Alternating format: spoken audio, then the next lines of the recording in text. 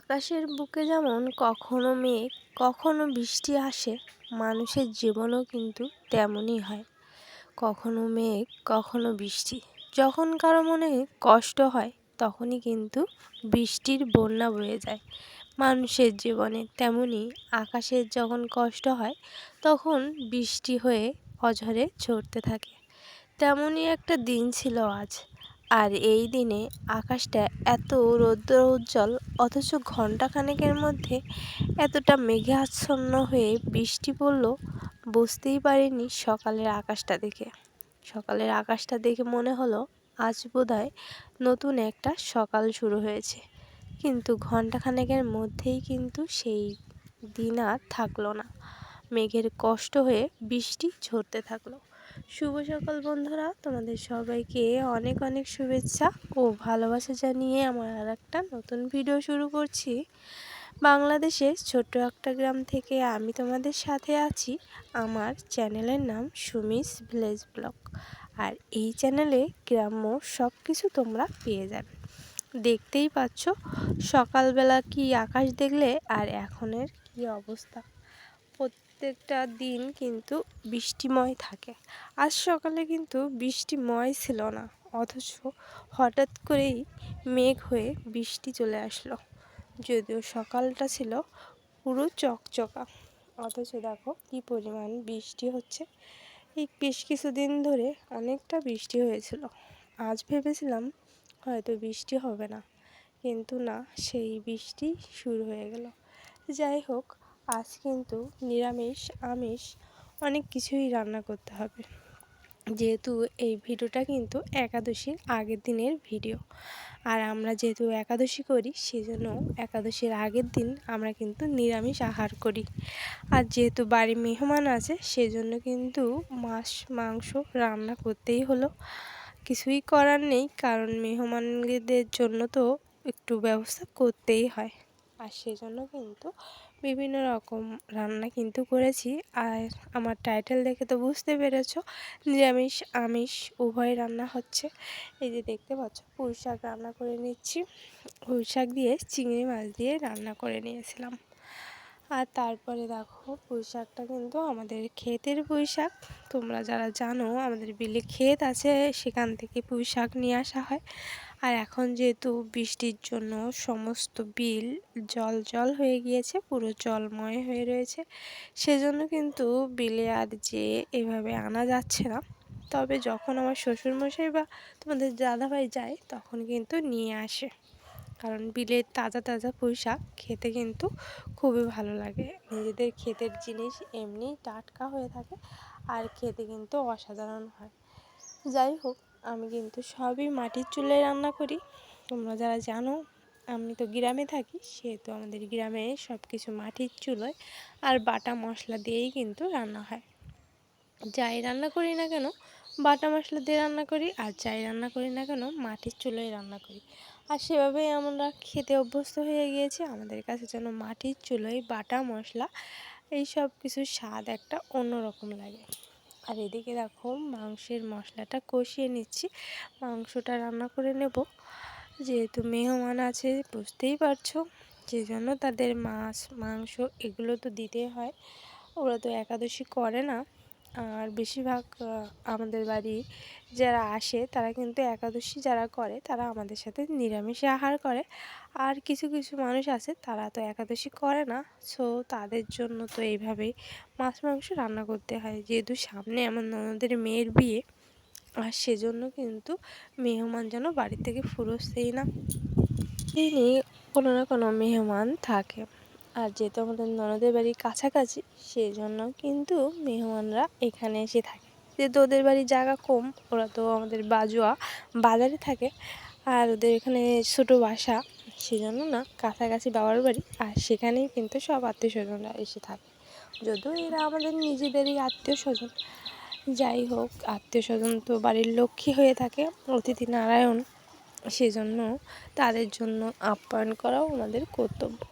যদিও একাদশীর দিন, একাদশীর আগের দিন আমরা খাই না, আর একাদশীর দিন তো তেমন রান্নাও করি না, তবুও একাদশীর দিনও না এভাবে আমার রান্না করতে হয়েছিল।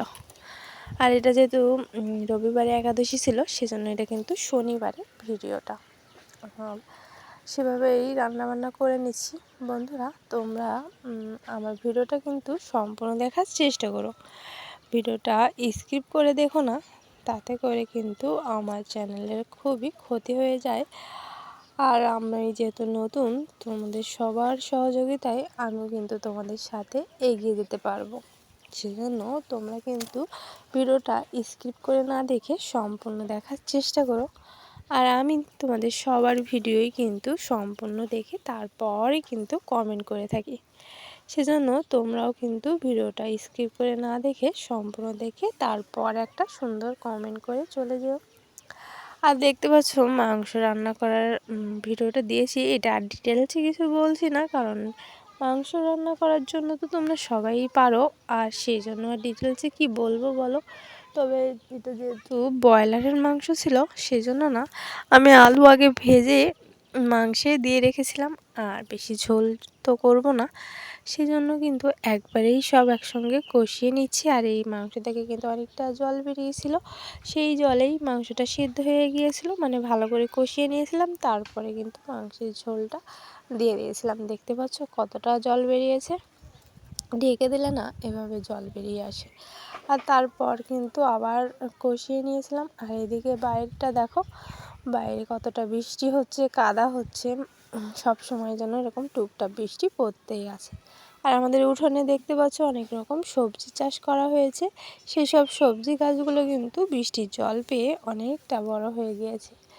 কিছু কিছু গাছে তো সবজি ধরেও গিয়েছে, মানে বরবটি গাছে তো বরবটি চলে এসেছে, ঢ্যাঁড়স গাছে ঢ্যাঁড়সও এসে গেছে।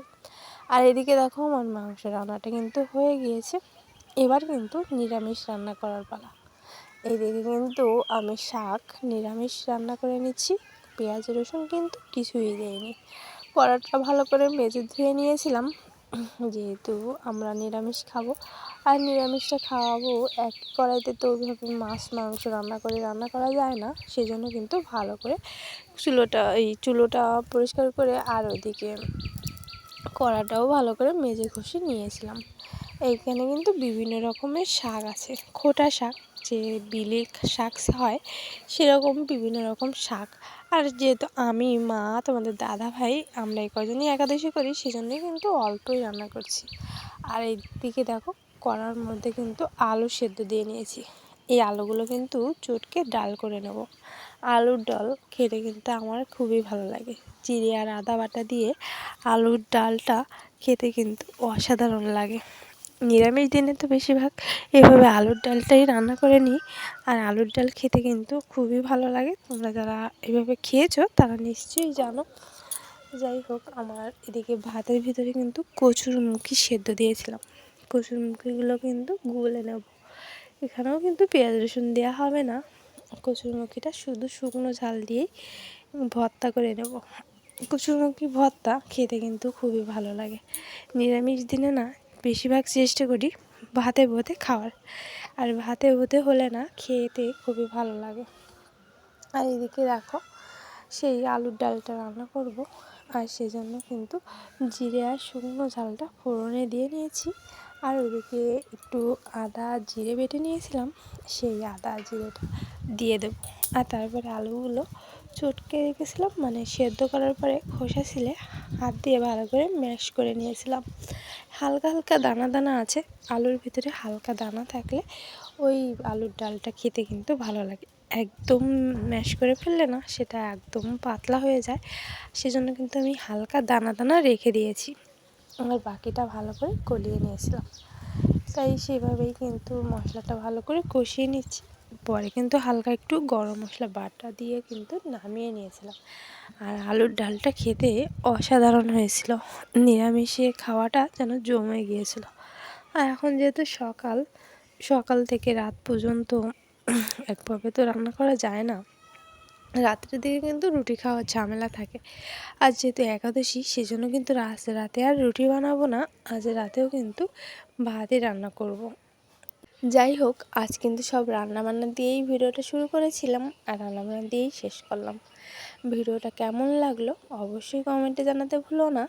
আর তোমরা এখনও যারা আছো তারা কিন্তু একটা লাইক আমাকে দিয়ে দিও। তোমাদের একটা লাইক আমাকে ভিডিও করার উৎসাহ অনেক গুণ বাড়িয়ে দেয়। তাহলে ভালো থাকো।